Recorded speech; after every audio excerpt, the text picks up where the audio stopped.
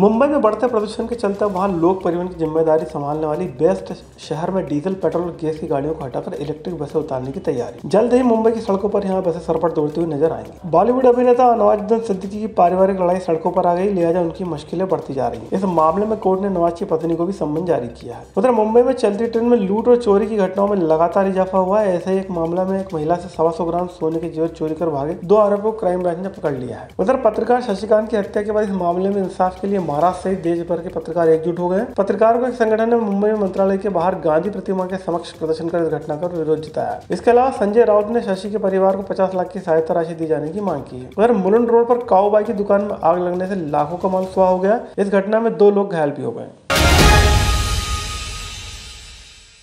मुंबई सहित पूरे महाराष्ट्र में पत्रकार शशिकांत की हत्या का मामले ने तूल पकड़ा है। रिपोर्टर्स के साथ साथ जनप्रतिनिधि भी इसके समर्थन में उतर आए हैं। पत्रकारों ने मंत्रालय की गांधी प्रतिमा के पास एकजुट होकर इस मामले की जांच की मांग की है। उनका कहना है कि यह हादसा नहीं, हत्या है। उधर शिवसेना सांसद संजय राउत ने महाराष्ट्र के उप मुख्यमंत्री को पत्र लिखकर मामले में गंभीरता से लेते हुए पीड़ित परिवार को 50 लाख रुपए का मुआवजा देने की मांग की है। बता दें कि जमीन कारोबारी पंडितनाथ ने SUV से पत्रकार को कुचल दिया था, जिसके बाद उसकी मौत हो गई। इसलिए तो मैं दुखी हूँ कि एक पत्रकार की हत्या हो।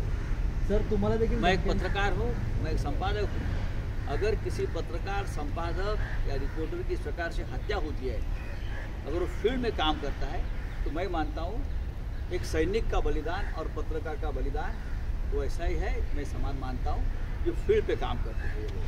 सर तुम्हाला देखील धमक्यांचे मी आत्ता सांगितलं की मला सुद्धा हा विषय उचलू नका, त्याविषयी सतत मला सांगण्यात येतं, फोन येत आहे बरं का, म्हणून मी आज हा मुद्दाम विषय घेतो। मलाही जेव्हा फोन यायला लागला तुम्ही हा विषय घेऊ नका, म्हणून मी आज जाहीरपणे हा विषय घेतो आणि आम्ही कोकणात जातो आणि आता शशिकांत वारिसे यांना न्याय मिळाल्याशिवाय आम्ही स्वस्थ बसणार। बॉलीवुड अभिनेता नवाजुद्दीन सिद्दीकी पिछले कुछ समय से अपनी निजी जिंदगी को लेकर चर्चा में है। पति पत्नी के बीच विवाद इतना बड़ा कि मामला कोर्ट तक पहुंच गया है। कुछ समय पहले अभिनेता की मां मेहरुनिसा और पत्नी आलिया के बीच संपत्ति विवाद का मामला सामने आया था। दरअसल अभिनेता की मां मेहरुनिसा ने आलिया के खिलाफ पुलिस में शिकायत दर्ज कराई थी। इसके बाद पुलिस ने आलिया से थाने में पूछताछ के लिए बुलाया था। वहीं अब नवाजुद्दीन की पत्नी आलिया को कोर्ट ने समन भेजा है। फादर ने अपने खुद के बच्चों का मतलब छोटे वाले बेटे का उन्होंने उनका जो लीगल स्टेटस है उसको क्वेश्चन किया है। वो ये बोलना चाहते डायरेक्टली इनडायरेक्टली कि उनका कोई रिलेशनशिप नहीं है बेटे के साथ में, और इन हालात में अभी बच्चों का राइट्स प्रोटेक्ट करना बहुत जरूरी है। तो इसीलिए मैंने हाई कोर्ट में उनका DNA टेस्ट करवाने के लिए एक रिट दाखिल किया। मुंबई में पिछले कुछ सप्ताह से प्रदूषण बढ़ने से पर्यावरण के साथ साथ आम आदमी की सेहत पर भी इसका काफी खराब असर पड़ रहा है। वहीं बेस्ट ने मुंबई को और बेस्ट बनाने के लिए एक अच्छी पहल की है, जिससे 50% कार्बन का उत्सर्जन कम होगा। प्लानिंग सफल होती तो मुंबई में आने वाले समय में 100% बसें इलेक्ट्रिक से चलेंगी। बेस्ट के GM लोकेन चंद्रा की इमारत से इलेक्ट्रिक बसें लगाने से न केवल कार्बन उत्सर्जन कम होगा, बल्कि ध्वनि प्रदूषण में भी कमी आएगी। शहर में जो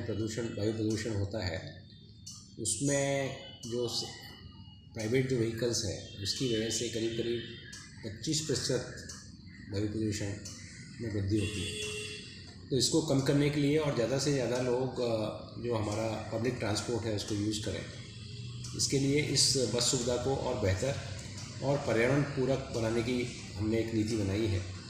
इसके अंतर्गत अभी आने वाले समय में हमारे जो बेस्ट में जो फ्लीट है वो सब इलेक्ट्रिक बस का होगा।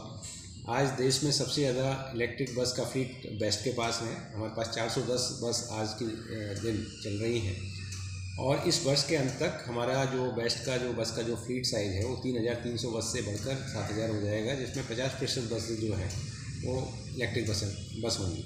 मुंबई के मुलुंड RGT रोड पर काऊ बाई दुकान में आग लगने से लाखों का माल जलकर खाक हो गया। वहीं इस हादसे में 2 लोग घायल हो गए, जिन्हें नजदीक के अस्पताल में भर्ती कराया गया। सूचना मिलते ही मौके पर पहुंची दमकल की 3 गाड़ियों ने आग पर काबू पाया। जांच में सामने आया कि गैस लीकेज के कारण यह घटना हुई। गनीमत यह रही कि इस हादसे में किसी प्रकार की जनहानि नहीं हुई। चलती ट्रेन में लाखों का माल उड़ाने वाले बदमाशों को पुलिस ने गिरफ्तार कर लिया। 30 जनवरी को अहमदाबाद कोल्हापुर एक्सप्रेस की बोगी नंबर S5 की बर्थ नंबर 37 पर एक महिला यात्री सोई हुई थी, जहां बदमाशों ने महिला के किराने रखे पर्स को चोरी कर फरार हो गए थे। पर्स में 125 ग्राम वजनी सोने के आभूषण, नगद और मोबाइल मिलाकर 6,45,000 का सामान था। चोरी की सूचना मिलते ही मुंबई क्राइम ब्रांच के इंचार्ज अशरुद्दीन शेख और उनकी टीम ने रेलवे स्टेशन और उसके बाहर लगे CCTV के फुटेज खंगालने के बाद आरोपियों को पकड़ लिया।